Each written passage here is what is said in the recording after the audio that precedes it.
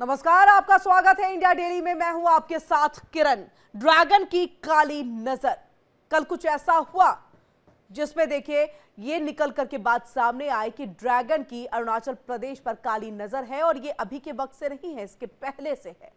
तो क्या है पूरा इतिहास, वो सब कुछ आपको बताएंगे, चर्चा भी करेंगे। मामला आपको बताते हैं कि भारत चीन के बीच में अब एक बार फिर से देखिए सीमा का ये जो विवाद है वो गहराता हुआ नजर आ रहा है। ऐसे में अरुणाचल प्रदेश पर एक बार फिर चीन ने झूठे और बेबुनियादी आरोप लगाए हैं। भारत के राज्य अरुणाचल प्रदेश को लेकर के चीन की बौखलाहट बढ़ने लगी है।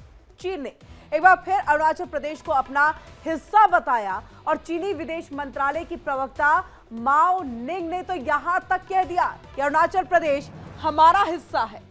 चीन ने भारत के अवैध तरीके से बसाए अरुणाचल प्रदेश को कभी मान्यता नहीं दी है। और ऐसे में देखिए चीन का ये बयान भारतीय महिला पेंग वोंगजोम थोंगडोंग के साथ शंघाई एयरपोर्ट पर बदसलूकी के आरोपों के सवाल के साथ जो है शुरुआत हो जाती है। ऐसे में चीन ने पेम के साथ बदसलूकी के आरोपों को भी इनकार कर दिया है।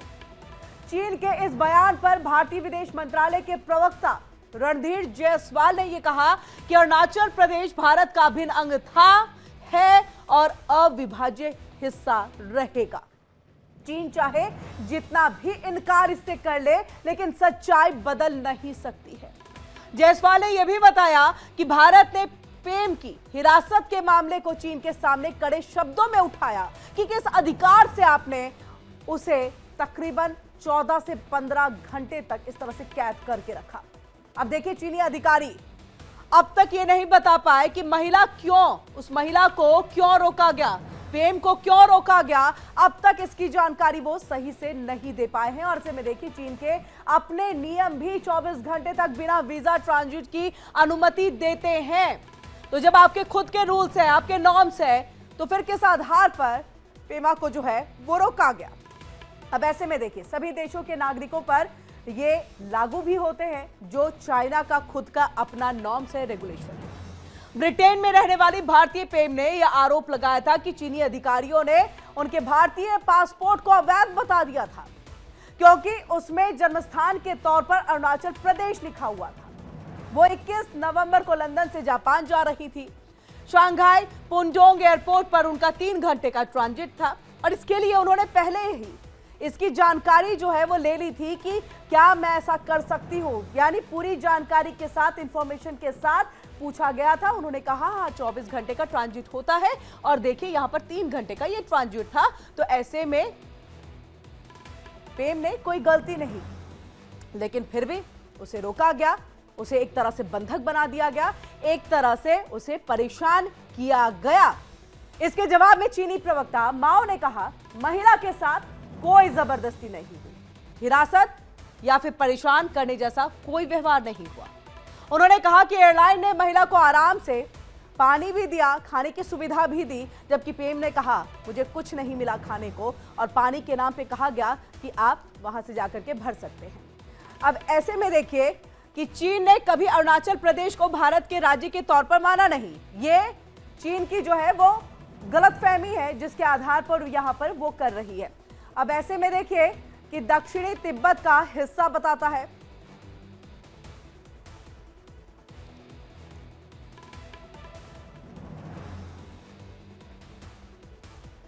और देखिए भारत ने उसके तिब्बती इलाके पर कब्जा करके उसे अरुणाचल प्रदेश बना दिया। अब ये ऐसे कई सवाल हैं कि आप नहीं मानते, लेकिन फिर भी आपने पेम को रोका कैसे, किस अधिकार से आपने यहां पर रुका। ये ऐसे कई सवाल हैं जो अब उठ रहे हैं और ये हर सवाल जो है अरुणाचल प्रदेश के लोग जो है वो जानना चाहते हैं कि आखिरकार ये परेशान करने का अधिकार चाइना को मिला कैसे है। लेकिन भारत ने तत्परता से इसी तरह से चीन से एक सख्त लहजे में कहा कि आप मानो या ना मानो, अरुणाचल प्रदेश एक अविभाज्य हिस्सा भारत का था, है और रहेगा। अब ऐसे में देखिए कि चीनी विदेश मंत्रालय की प्रवक्ता माओ निंग ने क्या कुछ कहा। तो अरुणाचल प्रदेश हमारा हिस्सा है। चीन ने भारत के अवैध तरीके से बसाए अरुणाचल प्रदेश को कभी मान्यता नहीं दी। ये वहां के विदेश मंत्रालय की तरफ से बात निकल करके सामने आई। अब ऐसे में समझिए अरुणाचल प्रदेश में आपकी चीनी भाषा बोली नहीं जाती, लोग ना समझते हैं ना जानते हैं। वहां पर आप किसी तरह का कोई जो सरकारी योजना है उसको इन्वेस्ट नहीं करते, वहां पर नहीं लागू करते हैं। और ऐसे में देखिए कि कई ऐसे सवाल हैं जो बार बार यहां पर अरुणाचल प्रदेश के लोग पूछ रहे हैं। और वहीं भारत के विदेश मंत्रालय के प्रवक्ता रणधीर जायसवाल ने कहा, अब क्या कुछ कहा वो भी आपको बता दें। हमने अरुणाचल प्रदेश के एक भारतीय नागरिक को मनमाने ढंग से हिरासत के लिए जाने के संबंध में चीनी विदेश मंत्रालय की ओर से दिए गए बयान को देखा है, सुना है। उसके पास वैध पासपोर्ट था, वो शंघाई अंतर्राष्ट्रीय हवाई अड्डे से जापान की आगे की जो अपनी यात्रा है उसको वो कर रही थी। अरुणाचल प्रदेश भारत का एक अभिन्न और अविभाज्य अंग है और एक स्वतः सिद्ध तथ्य है ये, और इसको बदला नहीं जा सकता है। चीनी पक्ष द्वारा चाहे जितना भी इनकार कर लिया जाए, इस निर्विवाद वास्तविकता को बदलने वाला नहीं है ये इस तरह का वाक्य। और चलिए ज्यादा जानकारी और बातचीत और इसकी चर्चा की हम शुरुआत कर लेते हैं। हमारे साथ रिटायर्ड कर्नल शिवदान सिंह जी जुड़ चुके हैं, रक्षा विशेषज्ञ, डिफेंस एक्सपर्ट है। आपका बहुत बहुत स्वागत है। कर्नल कुणाल जी कुछ देर के बाद हमारे साथ जुड़ेंगे यहाँ पर, उनसे भी हम बातचीत का दौर चलाएंगे। संजीव श्रीवास्तव जी भी हमारे साथ जुड़ेंगे, उनके पास भी हम चलेंगे।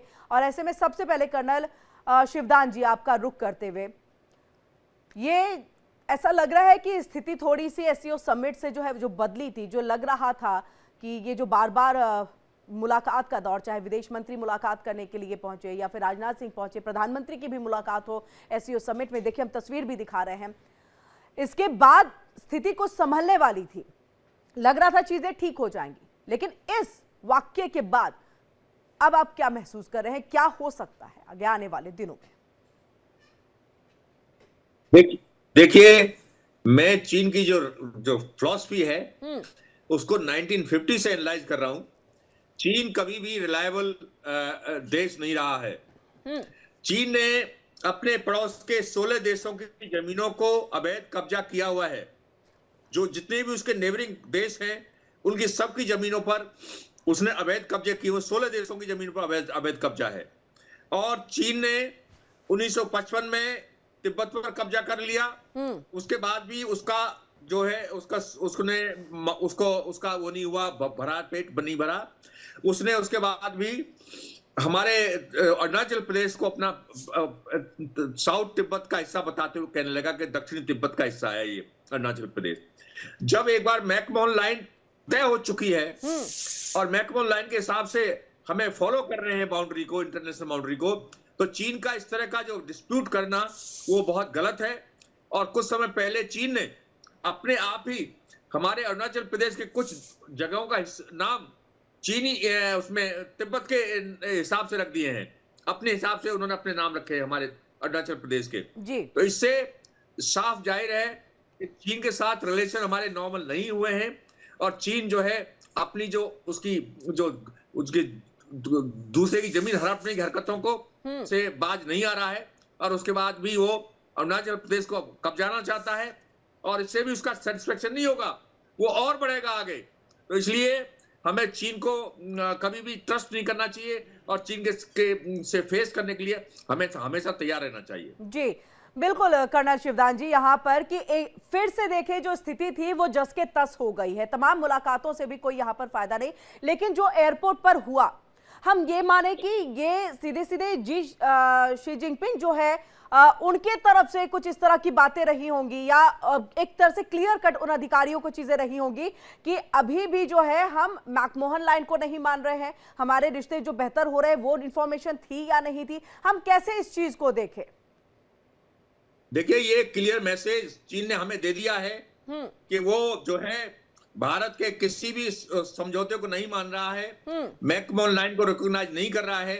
मैकमोहन लाइन को रिकॉग्नाइज नहीं करने का था उसने शुरू से ही स्टैंड ले रखा है कि मैकमोहन लाइन को हम रिकॉग्नाइज नहीं करेंगे। और इस प्रकार से एक महिला के साथ दुर्व्यवहार करना ये मानवता के विरुद्ध दुर्व्यवहार है। इस तरह का दुर्व्यवहार उसको 24 घंटे तक अपनी हिरासत में रखा, उसका टिकट उसका कैंसिल करके उसको नया टिकट खरीदने के लिए बाध्य किया और उसके साथ बहुत उसको खाने पीने के लिए कुछ नहीं दिया। कितनी जो मानसिक तनाव, मानसिक पीड़ा से वो महिला गुजरी होगी, ये अंतरराष्ट्रीय कानूनों के खिलाफ है और ये मानवता के खिलाफ है। इसलिए चीन ने अब एक स्ट्रॉन्ग संदेश भारत को दिया है कि हम जो है हमारे रिश्ते आपके साथ नॉर्मल नहीं है और हम जो है आपसे हमारी कोई दोस्ती नहीं है। जी बिल्कुल, संजीव श्रीवास्तव जी भी हमारे साथ यहाँ पर जुड़ चुके हैं और कर्नल कुणाल जी भी हमारे साथ जुड़ चुके हैं। आप दोनों का ही बहुत बहुत स्वागत है।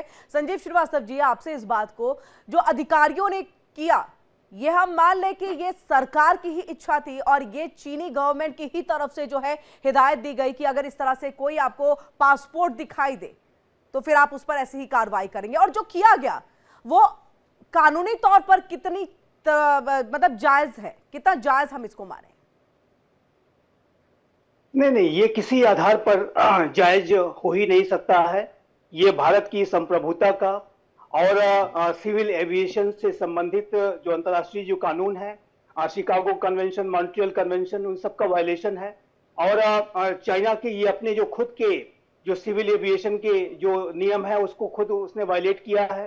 कोई भी जो व्यक्ति है जो कि किसी चाइना के पोर्ट से ट्रांजिट कर रहा है वो 24 घंटे तक वीजा फ्री ट्रांजिट कर सकता है। लेकिन जिस तरीके से ये भारत की नागरिक और हमारे अरुणाचल प्रदेश राज्य की निवासी को वहां पर डिटेन किया गया, 18 घंटे तक उन्हें डिटेंशन में रखा गया और वो किसी तरीके से हमारे जो शंघाई स्थित जो काउंसलेट है, इंडियन काउंसलेट, उससे संपर्क कर पाने में सफल रही है। और उसके बाद जब भारत का इंटरवेंशन आया काउंसलेट के माध्यम से, तो उसके बाद ही उनकी वो रिलीज हो सकी उस डिटेंशन से। तो इससे ये बिल्कुल स्पष्ट है कि चाइना ने एक दुर्व्यवहार किया है ठांगडोक के साथ, प्रेमा ठांगडोक के साथ, और जाहिर है कि इस तरीके का जो व्यवहार है वो अनएक्सेप्टेबल है। और इसी वजह से भारत ने इसका एक बहुत ही स्ट्रांग जो डिप्लोमेटिक प्रोटेस्ट डिमार्श जो है हमने दर्ज कराया है, चाहे वो बीजिंग में हो, चाहे वो नई दिल्ली की चाइना की एम्बेसी है वहां पर हो, दोनों ही जगहों पर एक बहुत ही स्ट्रांग प्रोटेस्ट भारत के विदेश मंत्रालय के द्वारा दर्ज कराया गया है।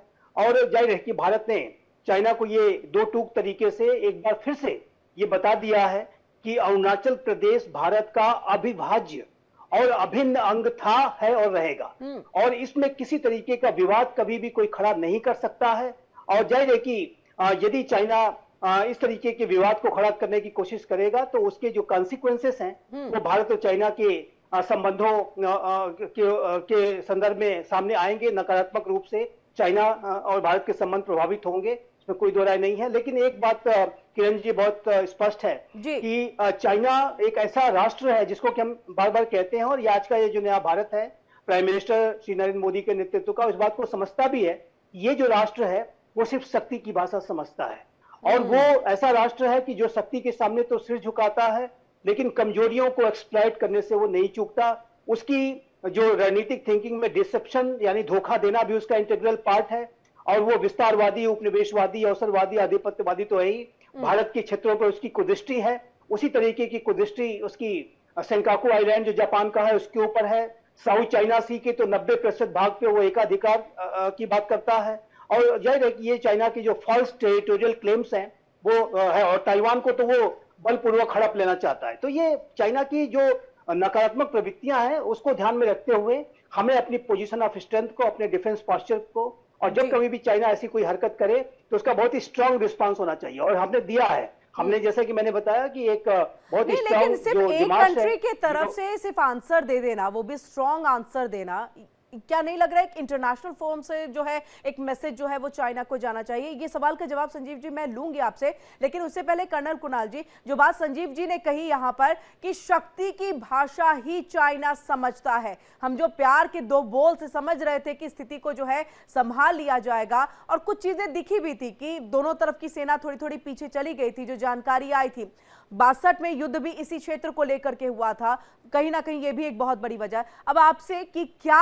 अब यहाँ पर मिलिट्री तौर पर, आर्मी के तौर पर एक्शन की भी आवश्यकता है अगर बातों से चीजें नहीं हो पा रही हैं तो? नहीं, एक बात बताना चाहता हूं, हम पिछली कहीं डिस्कशन में भी ये बात आया था कि चाइना सिर्फ धमकी देता है, चाइना एक्चुअली कोई मिलिट्री इंटरवेंशन करता नहीं है, और ये एक प्रेशर में रखता है उसका ओपोनेंट को। जैसे वो शांगकोंग आइलैंड के बारे में हमने बात किया था, उधर China is not actually physically attacking any country. तो ऐसे हमारा जो लद्दाख में है उसको ये कहता है सलामी स्लाइसिंग। सलामी आपको मालूम है छोटा छोटा स्लाइस में बनता है, और ये हर साल या सम टाइम के बाद वो 1-2 किलोमीटर अंदर आ जाता है, और ये कोई इंटरनेशनल लॉज नहीं मानता है। एंड इसीलिए हमारा पाकिस्तान के साथ एलसी है, मतलब लाइन ऑफ कंट्रोल।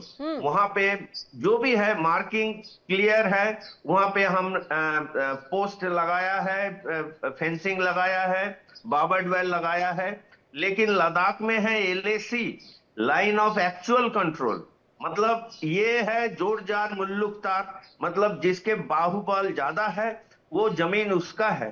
तो इसीलिए हमारा 2020 में गालवान वैली का लड़ाई हुआ था, लेकिन गोली नहीं चला था। ये बात बहुत इंपॉर्टेंट है। 1967 से हमारे चाइना और इंडिया के बीच में कोई गोली नहीं चला।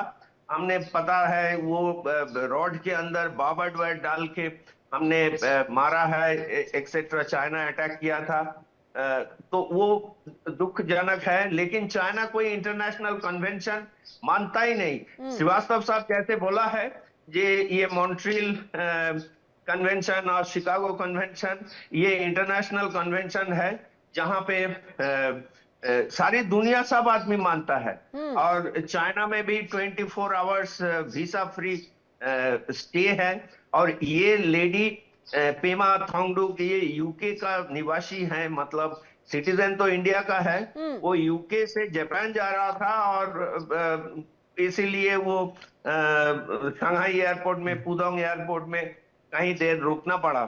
तो उनका ये जो ट्रांजिट है उनका कोई वीसा लेने का आवश्यकता नहीं है, और ना ही पासपोर्ट चेक करता है। तो ये एरिया है एयरपोर्ट के अंदर, भाई जो ट्रांजिट में है वो उसी एरिया में रहेगा, वो बाहर नहीं जा पाएगा।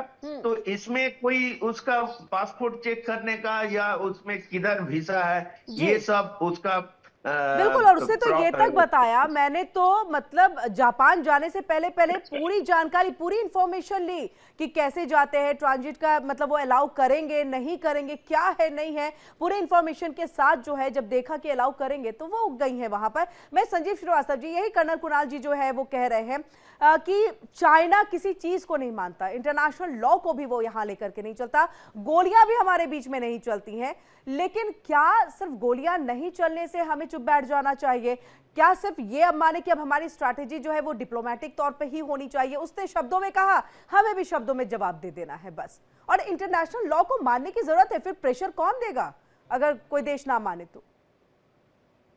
नहीं, देखिए गोलियां नहीं चली, लेकिन अन्य माध्यमों से तो 20 हमारे जवानों की शहादत हुई, और उसमें हमारे कर्नल रैंक के जो अधिकारी थे और उसके अलावा अन्य अधिकारी और सैनिक भी उसमें उन्होंने अपनी बलिदान को दिया है, सुप्रीम बलिदान को। तो इससे बुरा क्या हो सकता है? और ये जो गलवान की हिंसा हुई थी वो अपने 1962 के बाद का जो लोएस्ट पॉइंट था, कि जब दोनों देशों के बीच में सैनिकों के बीच में झड़प हुई और हिंसा हुई, और जाहिर है कि उसमें जो है चाइना को भी भारी क्षति उठानी पड़ी, क्योंकि हमने बहुत ही माकूल जवाब दिया। चाइना तो अपने सैनिकों की शहादत भी छिपा जाता है, ये इस तरीके का मुल्क है कि वो अपने सैनिकों के बलिदान को भी वो रिकॉग्नाइज नहीं करते हैं, और उनको लगता है कि अंतर्राष्ट्रीय मीडिया में हमारी जो है बदनामी होगी, तो 2-4 नाम कुछ ले करके उन्होंने सारी इंफॉर्मेशन छुपा दी। लेकिन इसमें कोई दो राय नहीं है कि हमने बहुत बड़ी क्षति उनको गलवान की हिंसा में पहुंचाई थी, और इसी तरीके का जो बहुत ही स्ट्रांग जो रिस्पांस है वो भारत लगातार दे रहा है। प्राइम मिनिस्टर मोदी के नेतृत्व का ये जो नया भारत है, 2017 में जब डोकलाम का जो की स्थिति चाइना ने पैदा की थी, जो वहां पर रोड कंस्ट्रक्शन की एक्टिविटी चल रही थी, तो हमारे जो सैनिकों ने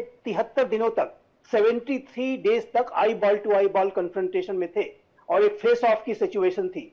और ये फेस ऑफ की सिचुएशन तभी समाप्त हुई कि जब चाइना ने अपनी डोकलाम के क्षेत्र में की जाने वाली अवैध रोड कंस्ट्रक्शन की एक्टिविटी को उसने बंद किया। भारत ने स्पष्ट कर दिया था कि हम झुकने वाले नहीं हैं, और उस समय एक एससीओ की समिट बीजिंग में आयोजित की जानी थी, और इस बात की प्रबल संभावना बन रही थी कि अगर ये फेस ऑफ ऐसे ही चला तो भारत के प्रधानमंत्री चाइना नहीं जाएंगे। तो ऐसे में ये चाइना को झुकना पड़ा। और दूसरा, अभी आप देखिए तो पिछले वर्ष के अंत में रशिया कजान में जो प्राइम मिनिस्टर मोदी और प्रेसिडेंट शी जिनपिंग के बीच की मुलाकात हुई, ये मुलाकात तभी हुई, प्राइम मिनिस्टर मोदी तभी मिलने गए, शी जिनपिंग से मिलने को तैयार हुए जब चाइना इस बात के लिए सहमत हुआ कि वो डेप्सोंग प्लेन्स और डेमचौक में जो डिसएंगेजमेंट को आगे बढ़ाएगा, इनकर्जन को समाप्त करेगा। और इसके बाद ही और ये जो मीटिंग थी चाइना के राष्ट्रपति और भारत के प्रधानमंत्री की संभव हो पाई। और लेकिन चाइना की जो प्रवृत्तियां हैं अभी भी विस्तारवादी हैं और डिसेप्टिव उसका चरित्र है। और इस चाइना के फेस वैल्यू पर हम बिल्कुल भी भरोसा नहीं कर सकते, इससे ये बात बहुत स्पष्ट रूप से साबित होती है। लेकिन एक बात मैं अवश्य किरण जी कहना चाहता हूं कि भारत इस चाइना के चरित्र को जानता है। इस तरीके का जो रिपीटेड जो ऑफेंस है वो चाइना करेगा, आने वाले समय में भी करेगा, लेकिन जब जब ऐसा रिपीटेड ऑफेंस करेगा तो उसको बहुत ही माकूल जवाब भारत की तरफ से दिया जाएगा। और इसका जो बहुत स्ट्रांग प्रोटेस्ट दर्ज कराया गया है, एक डिप्लोमेटिक जो राव की सिचुएशन उसने पैदा की इस माध्यम से, तो उसका प्रोटेस्ट दर्ज कराया गया है। लेकिन भारत इस बात को भी जानता है कि चाइना पड़ोसी राष्ट्र है, मेजर इकोनॉमी है, विश्व की दो सबसे बड़ी जनसंख्या वाले ये राष्ट्र हैं, भारत और चाइना, एंशिएंट सिविलाइजेशंस हैं। तो दोनों के बीच में एक स्ट्रेटेजिक कम्युनिकेशन को बनाए रखने के लिए बातचीत की प्रक्रिया चलती रहनी चाहिए, मेरा ऐसा मानना है। और ये जो चाहे वो गलवान की हिंसा रही हो, चाहे उसके पहले डोकलाम का इशू रहा हो, भारत ने हमेशा से चाइना के साथ बातचीत की प्रक्रिया जारी रखी है, क्योंकि स्ट्रेटेजिक कम्युनिकेशन को मेजर पावर्स के बीच में, न्यूक्लियर पावर्स के बीच में बनाना चाहिए। जाहिर है कि जो है चाइना एक मेजर पावर है, पाकिस्तान के साथ वो बातचीत भी संभव नहीं है। पाकिस्तान के साथ तो सब कुछ हमने रोक रखा है। तो ये जो कर्नल शिवदान जी आवाज आ रही है अब तक? आ रही है जी। कर्नल शिवदान जी, इस चीज को बताइएगा, जो विदेश मंत्रालय, यानी कि एक होता है कि एक वाकया हो गया, एक ऐसा सिचुएशन बना जिसमें ये सारी स्थिति हो गई, विदेश मंत्रालय से कहा जाता कि हम जो है इस चीज का खंडन करते हैं, गलत हुआ, व्हाटएवर जो हुआ ये नहीं होना चाहिए था, तो शायद चीजें वहीं पर रुक जाती। लेकिन एस्केलेट करने वाली जो बयान है वो दे दिया गया विदेश मंत्रालय की तरफ से, जो कि मुझे लग रहा है इसकी इतनी जरूरत थी नहीं। यहां देखिए, मैं पहले बताना चाहता हूं गलवान के बारे में जी। 1996 में दोनों देशों के बीच में विश्वास बहाली के लिए एक संधि हुई थी कि नो मैंस लैंड में दोनों देशों के सैनिक बगैर हथियारों के मिलेंगे। मगर चीन ने जब गलवान में एक मीटिंग होनी थी, फ्लैग मीटिंग दोनों देशों की, तो उसके लिए जो प्रतिनिधिमंडल आया चीन का, वो छुपा के अपने साथ जो लाठी डंडे होते हैं उनमें कटीले तार लगा के लाए, छुपा करके, जबकि भारतीय सैनिक बगैर हथियार के गए जैसा कि संधि के हिसाब से। तो चीन ने उस वक्त भी विश्वास को तोड़ा और हमारे सैनिकों पर उन कटीले तार लगे डंडों से वार किया। तो इसलिए चीन किसी भी संधि को या किसी भी समझौते का अक्षरश पालन नहीं करता है, वो जो है उसकी जो कन्वीनियंट है उसके हिसाब से चलता है वो। और जो हमारे विदेश मंत्रालय ने वक्तव्य दिया है वो बहुत संतुलित है और चीन को बता दिया है कि जो आपने जो हरकत की है, जो वक्तव्य दिया, वो नहीं लग रहा है कि एस्केलेट करने वाली चीज है, आप और बढ़ा रहे हैं। देखिए ऐसा है, चीन ने, जैसा कि मेरे पहले स्पीकर बोल चुके हैं, वो कोई समझौते का नहीं मानता, उसको ये महसूस हो, अपने को अपने महसूस करता है कि विश्व की महाशक्ति है वो, और जो भी वो चाहेगा वो करेगा, जिस पर कि चाहे बयान देगा। तो इसलिए जो उसके विदेश मंत्रालय ने वक्तव्य दिया है वो ये सोच करके दिया है कि भारत को हमने डराना है, भारत के अंदर भय पैदा करना है, ये उसकी कोशिश है, जो कि इसमें वो सफल नहीं होगा। इस वक्त भारत चीन को फेस करने के लिए पूरी तरह तैयार है और बहुत से मसलों में, बहुत से मामलों में हम उसे सुपीरियर है। इसलिए अब चीन हमें धमका नहीं सकता, न चीन हमें किसी बात में वो कर सकता है। हमने पूरी जो व्यवस्था थी डिफेंस के लिए वो पूरी तैयार कर ली है। सारे बॉर्डर एरियाज में, चीन से लगते एरियाज में पूरी रोड कम्युनिकेशन प्रॉपर हो चुका है। हमने जो चीन के फेस करने के लिए हमने टैंक की एक पूरी कोर वहां पर स्थापित की है, नई कोर खड़ी की है आर्मी की, जो चीन को फेस करे और जरूरत पड़ने पर अंदर तक जाए चीन के। तो इसलिए हम हर प्रकार से तैयार हैं। जी, आपको क्या लगता है हैंडल कैसे किया जाए चाइना को? जी, चाइना को देखिए हैंडल करने का किरण जी बहुत ही स्पष्ट रूप से मैं कहना चाहता हूं कि शक्ति के आधार पर ही चाइना से डील किया जा सकता है। और पोजीशन ऑफ स्ट्रेंथ को लगातार हमें मजबूत नहीं तो करके ये रखना शक्ति होगा। कैसे हो? क्या आर्मी के तौर पर हो चीजें, या फिर आप एक डिप्लोमेटिक तौर पर, या फिर विदेश मंत्रालय से बयान दे करके इस तरह की चीजें हो? हाँ, ये आपने बहुत अच्छा प्रश्न किया। मैं स्पष्ट करना चाहता हूं कि जब मैं पोजीशन ऑफ स्ट्रेंथ की बात करता हूं तो पोजीशन ऑफ स्ट्रेंथ में 3 चीजें शामिल हैं। एक तो है हमारा बहुत ही रोबस्ट मिलिट्री डिप्लॉयमेंट, जो कि भारत लगातार मेंटेन कर रहा है, भारत लगातार कर रहा है। और हमने ये देखा है कि पहले के समय में जो कांग्रेस की सरकार रहा करती थी, उस समय का भी दौर हमें अच्छी तरह से याद है कि उस समय ये सेंस हुआ करता था कि चाइना को ज्यादा एंटेगोनाइज नहीं करना है, सड़कें नहीं बनानी है क्योंकि इससे चाइना नाराज हो सकता है, इत्यादि इत्यादि। वो सारी जो एक तो बात चुकी है उसका परित्याग कर दिया गया है। आज का जो नया भारत है वो अपनी ताकत को बढ़ा रहा है, अपने जो बॉर्डर, अपने जो डिफेंस डिप्लॉयमेंट्स को मजबूत करके, और हमने एक जो हमने एडवांस फाइटर जेट्स राफेल इत्यादि की भी तैनाती अब कर रखी है। चाइना जिस तरीके से जैसा भी डिप्लॉय अपने साइड में करेगा उसी तरीके का मिरर डिप्लॉयमेंट हम करेंगे। दूसरा, जो बॉर्डर एरियाज का इंफ्रास्ट्रक्चर डेवलपमेंट प्रोग्राम है वो भी बहुत तेज गति से टाइम बाउंड मैनर में आगे बढ़ रहा है। और आप देखिए तो बॉर्डर रोड्स ऑर्गेनाइजेशन ने शानदार कार्य किया है किरण जी, मैं हमेशा इसकी बहुत तारीफ करता हूं। और हमारे जो बॉर्डर रोड ऑर्गेनाइजेशन के इंजीनियर्स हैं, जो वर्कर्स हैं, वो भूरी भूरी प्रशंसा के पात्र हैं कि उन्होंने ऐसी ऐसी सड़कें बनाई हैं जो Guinness book of world record में शामिल हो चुकी है। इतनी ऊंचाई पर 18-18 हजार फुट की ऊंचाई पर जाके सड़कें बनाई हैं, और इससे भी चाइना दबाव में रहता है।